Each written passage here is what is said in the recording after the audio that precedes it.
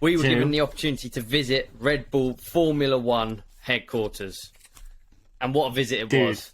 So good. It was so good. I mean, yeah, massive shout out to, we could say it's a guy called Mark. I like to try and, we don't name too much on this, but like, massive shout out to a guy called Mark, who's also listens to the podcast and just hooked it up with this, it felt like money can't buy tour around the F1 at Red Bull F1 facility. You know, I think we had a funny discussion before going in and you were like, is this going to be like a Mickey Mouse sort of like looking at shit from afar? You know, here's where we do stuff. Behind this door is where we do all this cool shit and like not see anything. And when we turned up, like we were there. Yeah, when we turned up, there's a merch store, and I was thinking, what is this going to be? Is this just going to be like you go in a big clean room and look at a Formula One car, and then you go and buy some jerseys? No, it was not. Is it like exit through the gift shop? Yeah, exactly. Yeah. Nah, dude, so cool. No, dude. I mean, even just pulling up was mind blowing to me. That a Formula One team, which is essentially a team that tries to make a car go as quick as it can around the circuit, it's bigger than any company headquarters I've been to before. Like, it's vast. Sure. I didn't realise. I knew it wasn't going to be a garage industry. I knew it wasn't going to be like a shitty workshop. But I did not think it was going to be that massive. There's 1,200 people who work there. Hey, but I want honest response here. Was I annoying how many questions I asked? I liked it. No, not at all. No, not at all. I enjoyed the questions. I enjoyed the questions because, and I think massive shout out to the lady who, I can't remember her name, who gave us that tour because she knew her shit. And she wasn't like what was really cool, she wasn't like a tour guide almost. She worked there. She was part of the commercial side of Red Bull Racing, so she sold sponsorship, is what she said she did. Yeah. And she does all those jobs. So she was giving us this tour actually from a perspective of someone who works there, who understands every element of what went into that car. And that was fascinating to me, dude, because who asked the question and she didn't know the answer? Yeah, no one, No one. Like, she knew everything. She knew everything. That was really cool. She did a good job. That was really cool. Yeah, and really, she wasn't really like cool. a pointy, huge salesperson either. She wasn't trying. I suppose you don't really even have to try, though. It's so mind-blowingly ridiculous, isn't it? Okay, so my highlight of the tour was we got to go into, basically it looks like the NASA headquarters. There's all the screens up the front, and then there's like how would you explain it? Like an amphitheater of seats?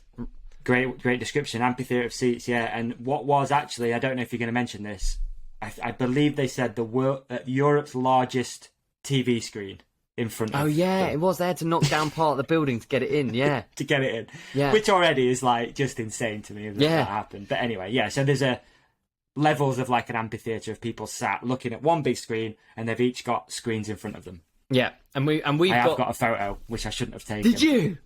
Yeah, I'll send it you. Well, you can't. You should have kept that secret, and that's on the podcast. Mark's going to be pissed at you, dude. He saw me take it, and he was like, "You shouldn't." I didn't know. I was just like, "Oh, that's cool."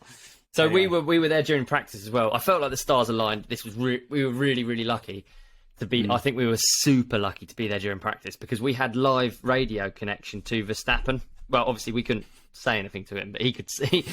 What I mean is we could hear him giving his feedback on the car as he was doing it, which was mind-blowing to me. That's so cool. It's fascinating. Isn't it? Dude, the whole thing was so overwhelmingly cool and interesting that I mean, I'm not a Formula One fan. That's a fact. I mean, I'm not, and I wasn't going into it, and I was very honest about that. Like, I didn't really know who drove for Red Bull. Obviously, I can watch it and appreciate it, but going in there and seeing that, it does make you more of a fan for sure. I mean, I've watched the race today, I watched it yesterday actually. You have got a water bottle. I'm in. I'm in. Did you drink from it? Did you put the cap to the party? Did you?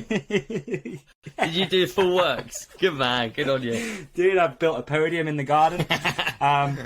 Did you do like we won when he won? Were you like, yes, we did it? Yeah, we did it. And I'm like telling Emma, I'm like, yeah, well, what they did is they like adjusted the DRS. And...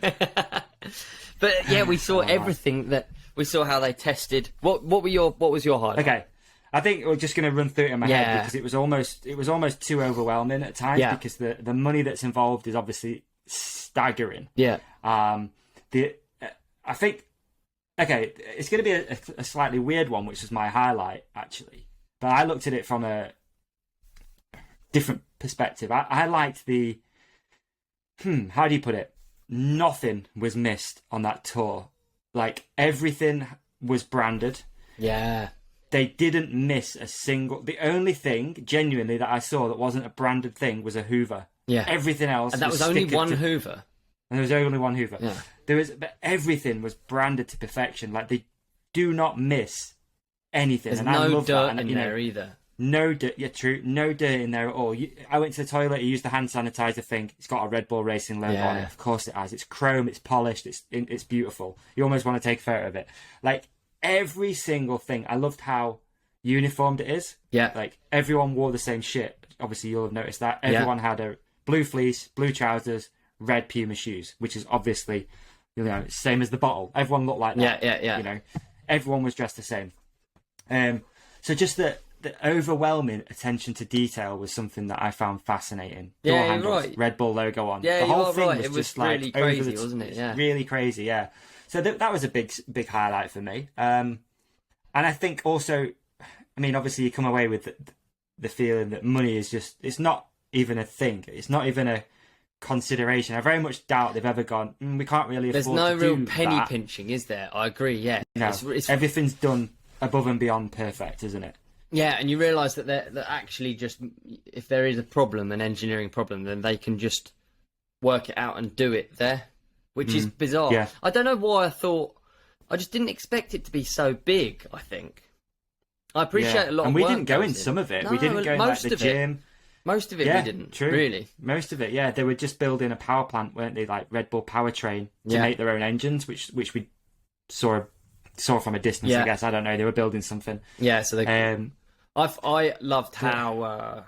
I mean, you could put your hands on the steering wheel and feel what it's like to change gear. That, to me, is so cool. And then they had the gearbox. They had cutaways of the gearbox, and you could, like, spin it round. We saw the wheel nuts. How much did they say each of the wheel nuts cost to make? It was mind-blowingly expensive, whatever. Yeah, the wheel nuts. You literally... And they only use it once. Yeah.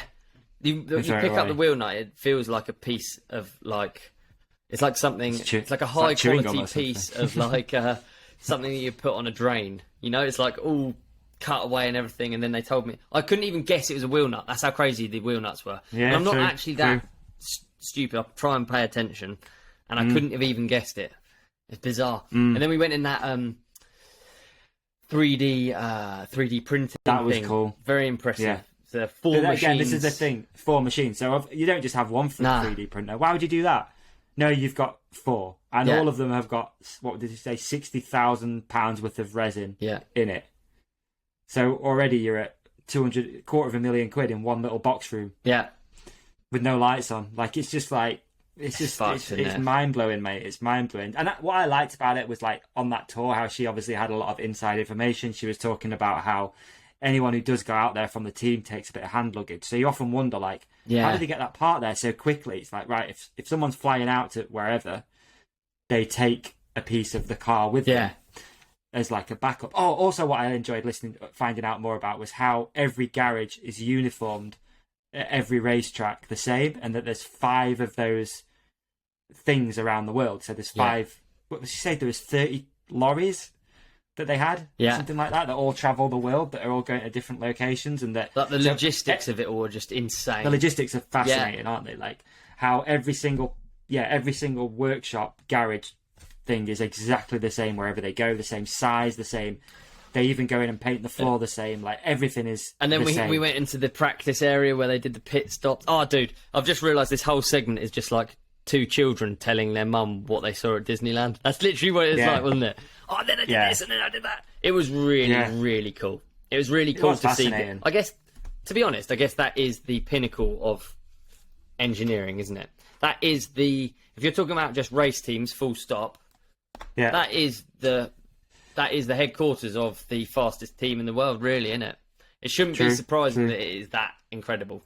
No, but I think, one of the questions I asked the lady who was kind enough to do us the tour was that for me, it has lost a bit of something. I love how the olden day race cars were like man versus machine, and there were so many variables. And then you come away from that experience just thinking like, A, how can they lose ever with that facility? And nothing's down to chance. But then you watch the race and the DRS doesn't work, and you go, that doesn't work. Like that can't even be a thing, because it's tested so much and it's made by hand in a facility, and then it's nuts, isn't it?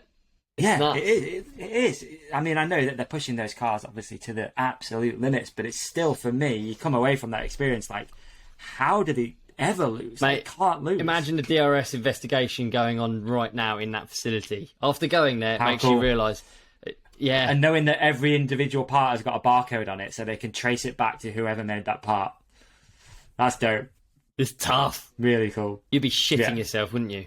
You were just like checking Instagram, making this boring part. It's literally just a pneumatic ram. You're like, so boring. Oh, get me back on the bloody engine. This is boring. It only does one thing. Yeah. And he didn't even do that. Fucking. So yeah, dude, fascinating. Loved it. Great day, man. We went riding in the morning. We went to a place near Woburn, didn't we? Box Hill or something like that. Did a little Brick Hill. Who knows? I don't know. Could be anything. Somewhere with a load of bees in it. Could be anything. Anywhere. No, it was really good day, wasn't it? Top day out, top podcast day out, and giant thanks to Mark and Red Bull. What's the team? What's the full team name? Red Bull Oracle Racing. Is it Oracle Red Bull Racing? Oracle Red Bull. Big thanks to Oracle Red Bull Racing for having us along. And thanks. And I think the question that everyone will ask. Yeah, thank you for the water bottle. And what I found fascinating as well, actually, was if you wanted your logo on that car, the price of that was started at £4 million. Yeah. For a logo. And that'd be a shitter. 4 million would be. I reckon that'd be a tiny little one down underneath the car. In case of a crash. It'd be a good gamble, actually, wouldn't it? Yeah, it would actually. Just hope it goes upside down. Full so you can get a deal on the bottom. Yeah. Just in case.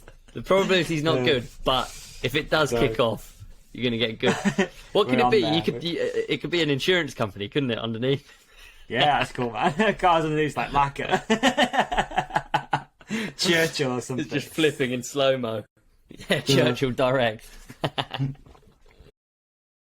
Did you enjoy this clip? If so, please like and subscribe. The full episode is available by hitting one of the links on the screen right now, or type The Ride Companion into your favourite podcast app. We've even put links in the show description for you. Cheers!